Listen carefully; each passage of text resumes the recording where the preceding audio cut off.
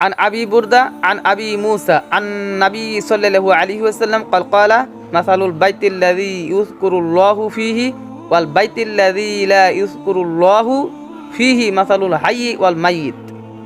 সহি মুসলিম 1708 নম্বর হাদিস, হাদিস নং সহি। আবু বুরদা এবং আবু মুসা রাদিয়াল্লাহু তাআলা আনহু হতে বর্ণিত, আরও অসংখ্য সাহাবা থেকে এই হাদিসটি বর্ণিত।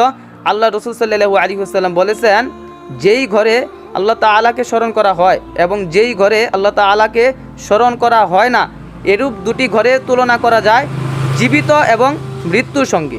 হাদিসটি থেকে কি বুঝতে পারলেন? যেই ঘরে আল্লাহ তাআলার ইবাদত করা হয়, আল্লাহ তাআলাকে স্মরণ করা হয়, সেই ঘর হচ্ছে জীবিত, এবং যেই ঘরে আল্লাহ তাআলার ইবাদত করা হয় না, আল্লাহ তাআলাকে স্মরণ করা হয় না, সেই ঘর হচ্ছে মৃত সমতুল্য। এখন চিন্তা করতে পারেন, ঘর আবার জীবিত হয় কেমনে? সে তো এমনিই মৃত।